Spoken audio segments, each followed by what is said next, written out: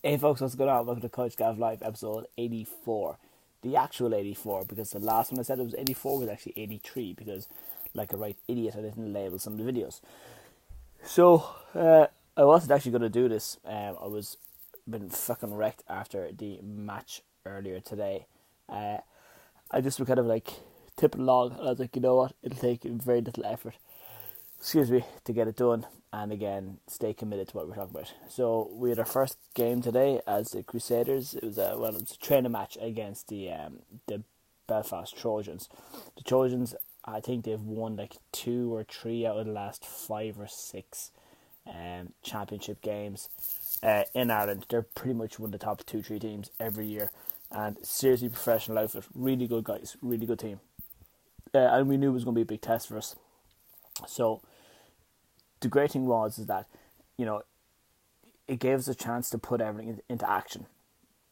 So all the planning we've been doing since like September, October, and then really kind of the intensive planning since like January, February, put it all into practice, put it all into reality. Because then it's all because when you have things in theory, and in theory they work well, it doesn't allow for all the variables that there is. And this is the same, obviously we'll talk football for a little bit today, but life has that too. We have an idea in our head of how something will go, and then we try to put it into action in real life, and then variables kick in, other people's involvement into that. And it's great because you get to adapt as you go. And I'm a firm believer that, an imperfect but actioned plan will always trump something that is theoretically brilliant or theoretically strong. And it was great because it's something that, again, we've spoken before about this, where try something, doesn't go to plan, take the lesson, try it again, adjust it. We spoke about the sign outside the gym the other day. Tried it, didn't go too well, adapted, fixed it, moved on. And the only difference here, folks, is that if you're I got caught in the cable. The only difference is that if you're actually willing to put things into use. So I got bet for a touchdown today. So a pass over my shoulder, went to the guy behind me. Now, initially I was fairly fucked off about it because I don't like giving up points. Ultimately, it didn't matter because it wasn't a game. But then when I looked at the bigger picture of it, that was the only pass I gave up today against some of the best players in the country. If this was me last year, I'd have been fucking picked on all day by them, and they'd have scored loads of points. So when you're measuring your progress, what I like to do personally is I measure backwards. I look at where I've come from as opposed to where I'm going, okay, and work up from there. And the same with training and nutrition then as well. So look at where I've gone from and then bring it up. Because when I look up at what I've done so far, when you do it too, you'll see a boost of confidence going, shit, look at all this cool stuff I've done. Look at all the weight I have lost. Look at all the inches I have lost. Look at all the training sessions I have made. Look at all the improvements I have made. Look at how good my grades have gotten. Because if we play the game of, if we play the game of measuring forward, it's never ending. It will always go on and on and on and on and on. And then our confidence will just drop, and then our motivation will just disappear, and we'll have no desire to fucking do anything at all. So, losing sucks, making mistakes suck, but the reality is that it's part and parcel of progress, really. If you don't want to risk losing anything, then you can't risk. Leonard, what's going on, dude? Long time not here, buddy. If you don't want to risk losing, you're best off just staying on the sideline. So, but in the staying on the sidelines of life is just mailing it in. Just staying as it is. You don't want to rock the boat. You don't want to kind of go too high or drop too low. Like being self-employed or being an entrepreneur. I know there's a way easier route for me through life if I went and just got a normal job working in fitness 9 to 5. I also know that if I went and did that it would cap my ceiling. It would limit how far I can go in life and how much of an impact I can make on things that as well. So, I always get asked, or not always, but I get asked often, what's the best plan for this? What's the best plan for that? The reality is, until you go and put something into practice, you'll never know what's the right thing for you to go and do. I play cornerback in football, so how I play cornerback will be slightly different than say how Ted does, and Ted's a teammate of mine, So how you go about losing weight might differ slightly from somebody else. Like, we've 29 people in the gym with us at the moment. There is a slight variation on each person. I have different conversations with people based on where they're at, what they're looking to do, and also what I reckon they'll be able to maintain and stick with. And sometimes it just takes putting an idea into practice and finding out if it hasn't worked. I spent the first 3 years of business doing that, of having an idea, putting it into action, realize that didn't work, bin it. Have an idea, put it into action, that didn't work, bin it. Have an idea, you see where we're going with this. So have an idea, put it into action, see if it does or doesn't work, take the lesson, get rid of the stuff you don't need.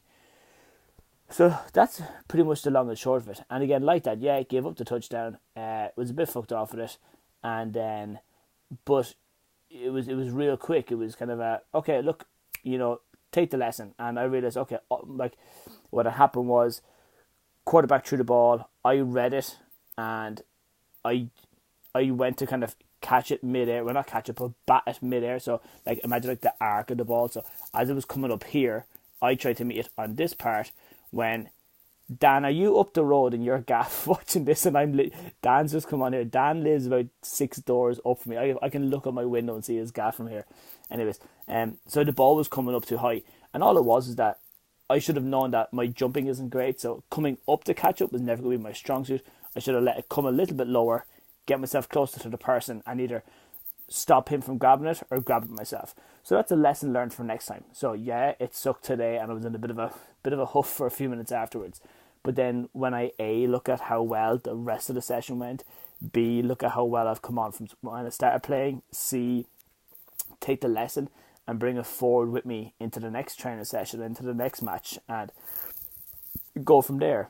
Then you turn a somewhat negative situation into a positive, really. So you can, let's say there's weeks where you don't stick to your diet, and look, it was a tough few weeks or whatever. Okay, well, take the lesson and, realize how far you have come and get yourself back on track straight away. Because, like, if I constantly go on, again, the touchdown, if I constantly mope and sulk and whinge over for weeks on end, it means I'm stuck in the past as opposed to being in the present. And when you're in the present, you're able to do something about it. You're able to put in action. You're able to have a plan. You're able to make an impact. So that's pretty much it.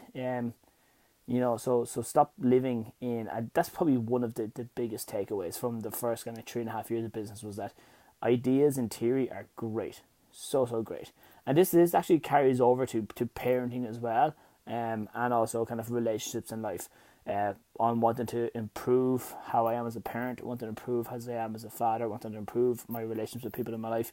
Having a theory on how to do it is great, but the reality of it is completely different. I've reached out to loved ones and close people to express appreciation and gratitude, and I go, okay, well, in my head this will go well. I'm giving them a compliment. It's a nice thing to do. I've actually ended up in arguments with some people when that's happened. You kind of go, oh yeah, shit. Again, theory, reality, and kind of go from there. But the reality in that case being that you realise maybe how damaged the relationship was. You go, okay, this is going to take a little more work. It's going to take a little more effort. It's going to take a little more focus and attention. That's not a bad thing at all, because when you have a result, when you have a result of any situation, a conversation, a training session, dedication to your nutrition, anything at all, you can look at it and go, okay, well, here's what worked and here's what didn't work, and then you know what you can improve on. It's when you don't make the effort, you don't get that result, and then you don't really know, well, what do I need to get better at here? Because sometimes ignorance is bliss. We're ignorant to the fact that we do need to change, that we do need to step up, that we do need to evolve and grow, and that we need to let certain aspects of who we are or how we do things just stop and just not keep carrying them forward. So I know going forward, I probably don't need to try and meet the ball up in the air. I need to wait for the ball to come to me, and just because the effort and the time it took me to jump from where I was, if I had to get my feet on the ground and ran a few more steps. So if I had ran more, I'd have met the ball, come down. This would be handy for a whiteboard now, wouldn't it? So as that was coming down, instead of coming up here to meet it, I would have been able to run a bit more, meet the ball further on, catch it, or push your man out of the way, or just bat the ball down. and not get the score. So again, yeah, it sucked, but lesson there, take the lesson, move on, and go from there. So if you find you're and especially kind of like we're going into March now pretty soon, so the novelty of a new year, new me is definitely dead and buried. So if you are struggling, what I would say is stop for a second, write down everything that's gone well for you since January, or even over like the last year, all your wins, like see how far you have come.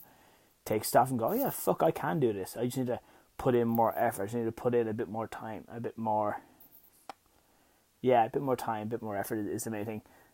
Or if you find you're making the same errors over and over again, you need to stop and just accept, okay, because finding the lesson or learning the lesson is one thing, but actually putting it into use is completely different kettle of fish altogether.